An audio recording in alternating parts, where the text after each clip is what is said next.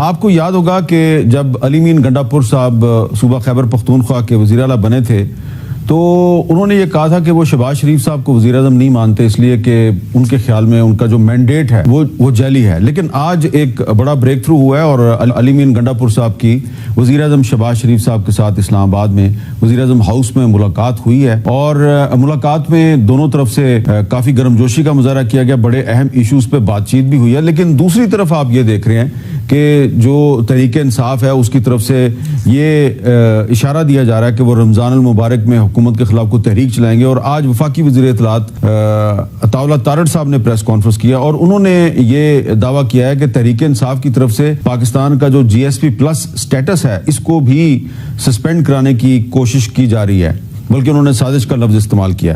تو ایک طرف ایک اچھی ڈیولپمنٹ ہے اور دوسری طرف رمضان المبارک کے مہینے میں بھی سیاسی لڑائی ہے وہ ہمیں جاری نظر آ رہی ہے. تو یہ معاملات جو ہیں کس طرف جا رہے ہیں, تو ہمارے ساتھ موجود ہیں جناب عطا اللہ تارڑ صاحب وفاقی وزیر اطلاعات اور جناب زین قریشی صاحب پاکستان تحریک انصاف کے رکن قومی اسمبلی ہیں اور سینئر رہنما اپنی پارٹی کے. اچھا تارڑ صاحب, آپ نے پریس کانفرنس بھی کیا آج اور آپ نے یہ کہا ہے کہ جی تحریک انصاف کی طرف سے پاکستان کا جو جی ایس پی پلس سٹیٹس ہے وہ ختم کرانے کی کوشش کی جا رہی ہے, یعنی کہ جنرلائزڈ پریفرنسز کا جو ہمارا ایک سٹیٹس ہے. تو یہ کوئی ثبوت ہے آپ کے پاس کہ انہوں نے کیا کیا ہی؟ میری نظر سے ایک پٹیشن گزری ہے جس کی بنیاد یہ ہے, اور وہ ایک پٹیشن نہیں ہے, وہ کئی سو پٹیشن یورپین یونین کو بھیجی جا رہی ہیں ایک آن لائن فورم کے تھرو, اور کہا یہ جا رہا ہے کہ پاکستان کا جی ایس پی پلس سٹیٹس لیا جائے کیونکہ عمران خان صاحب کو جیل کے اندر ان کے انسانی حقوق کی خلاف ورزی ہو. یہ جو یورپی یونین کے جو پاکستان میں ڈیلیگیشن کو کہا جی ان کو باقاعدہ آن لائن پٹیشن میں بھی آپ کو یہ باقاعدہ طور پہ یہ پی ٹی آئی کے جو سرگرم کارکنان ہیں, پی ٹی آئی کے جو بڑے اسٹالورٹس قسم کے ممبرز ہیں, وہ یہ صبح سے لے کے یہ میں صبح 8 بجے نوٹس کیا یہ ٹرینڈ کہ یہ صبح سے چل رہا ہے.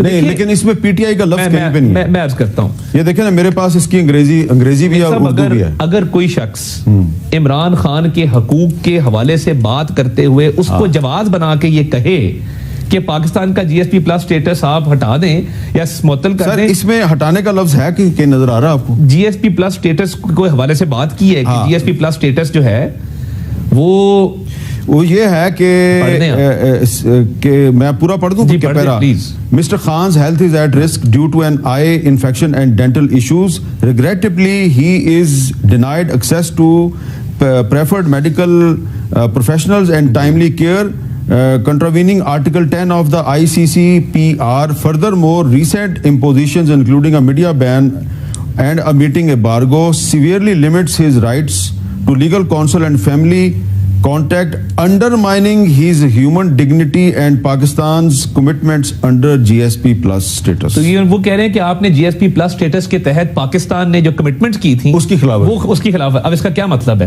زین قریشی صاحب اس پہ آپ کیا جواب دیں گے؟ ویسے آپ کی پارٹی کے نے آفیشلی تو ڈینائی کیا ہے, اس الزام کو ڈینائی کر دیا. سر میرا بھائی تھا لیکن یہاں پہ لوز بال کھیل گیا ہے. یہ کراچی جو ہے نا وایا پشاور جانے کی کوشش کر رہے ہیں. پاکستان تحریک انصاف کا اس پٹیشن سے کوئی تعلق ہی نہیں. اگر کوئی بندہ اٹھ کے پٹیشن کر دے اس کا میں جواب دے نہیں سکتا. ہماری پارٹی کی نہ پالیسی کا حصہ ہے نہ ہماری پارٹی کی طرف سے یہ پٹیشن لکھی ہے. گو کے پٹیشن میں جو باتیں لکھی ہیں وہ ساری ٹھیک لکھی ہیں بٹ یہ ہماری طرف سے نہیں آئی. میر صاحب آپ کو پتا ہے میرے والد بطور وزیر خارجہ کی وجہ سے جی ایس پی پلس کا سٹیٹس بحال ہوا تھا. میرے والد نے یورپین یونین کے ہر ہیڈ کوارٹر میں جا کر پاکستان کا موقف لڑا تھا تو ہمیں جی ایس پی پلس 10-12 سال پہ, اور تو ہم اس کی خلاف ورزی کیوں کریں گے؟ دوسری بات میر صاحب آپ کو بھی یہ پتا ہے کیونکہ میں اب پیشن کو ہی کہہ رہا ہوں, کل کو یہ ہونا ہے تو پھر ہمارے پہ بات تھپی جائے گی. جو اب ڈیلیگیشن آئی ہے یورپین یونین والی, انہوں نے آ کے خدشات ظاہر کیے ہیں. انہوں نے آ کر کہا ہے کہ پاکستان کئی انٹرنیشنل کنونشنز کا سگنیٹری ہے جو ہیومن رائٹس کی ہیں, لیبر لاز کی ہیں, دیگر چیزوں کی ہیں, جہاں پر پاکستان اپنی کمٹمنٹ پوری نہیں کر پا رہا. تو اگر خدا نخواستہ پاکستان اپنی کمٹمنٹ پوری نہیں کرتا, جو جی ایس پی پلس کا سٹیٹس 2027 تک آپ کا ہوا ہے وہ خطرے میں پڑ سکتا ہے. تو آج عطا صاحب کی حکومت ہے, آج ان کے اوپر یہ لازم ہے کہ یہ انشور کریں, ان کمٹمنٹس کو پورا پورا کریں. اگر خدا نہ خواستہ کل کو ملٹری پوری نہ ہوئی, انہوں نے پھر کہہ دینا کہ جی تحریک انصاف. اچھا, اب اس حوالے سے سوال ہے میرا یہ, ایک تو پہلی بات تو یہ ہے کہ عطا صاحب جو یورپی یونین کے top officials last week Pakistan آئے ہوئے تھے, میری بھی ان سے ملاقات ہوئی تھی, لیکن ملاقات میں جو باتیں ہوئی وہ آف دی ریکارڈ ہوتی ہیں, میں اس پہ تو نہیں جاؤں گا, لیکن اس میں جو ایشوز ڈسکس ہوئے اس میں ایک میڈیا فریڈم بھی تھا, اور خاص طور پہ جو سائبر سینسرشپ ہے, جو 8 فروری الیکشن کے دن سے جو کچھ ایکس بند ہے, ٹویٹر بند ہے, اور بہت سی جگہ پہ انٹرنیٹ بند ہے, اور اس کے حوالے سے میں آپ کا سرکاری ادارہ ہے Pakistan institute of development economics, اس کی ایک رپورٹ ہے کہ اگر پاکستان میں 24 گھنٹے کے لیے انٹرنیٹ سروسز جب سسپینڈ ہوتی ہیں, پاکستان کی اکانومی کو 1 ارب 30 کروڑ روپے کا نقصان ہوتا ہے. تو آپ سوچیں کہ 8 فروری سے لے کے اب تک پاکستان کو کتنا نقصان ہوا ہوگا, اور یہ بھی اس آبلیگیشنز جو ہیں پاکستان پہ جی ایس پی پلس اسٹیٹس کے تحت اس کی بھی خلاف ورزی ہے. تو انہوں نے تو ڈینائی کر دیا, لیکن اسٹیٹ کی جو پالیسیز ہیں کیا وہ خود ریاست کو خطرہ نہیں کے لیے خطرات نہیں پیدا کر رہی؟ دیکھیں صاحب, دیکھیں خدشات ضرور ہیں, اور جو انٹرنیٹ کا آپ نے کہا بندش سے جو لاس ہوتا ہے وہ اوور آل پورے انٹرنیٹ کے بند ہونے سے ہے. وہ 8 سے لے کے آج تک انٹرنیٹ تو کھلا ہے. عطا صاحب فرما رہے ہیں کہ انٹرنیٹ تو بند نہیں ہوا, لیکن میڈیا نے رپورٹ کیا, آپ کے علم میں ہے کہ پاکستان کے اندر میڈیا سلو ڈاؤن کیا, انٹرنیٹ سلو ڈاؤن کیا گیا ہے. بند ہے, ایکس بند ہے, ایکس بھی بند ہے, اور نہیں جو یہ بات کر رہے تھے نا کہ سروس تو چل رہی ہے وہ بند نہیں ہوئی, تو سروس کو سلو ڈاؤن کیا گیا ہے. الیکشن ڈے پہ بھی کیا گیا تھا, پہلے بھی کیا گیا ہے.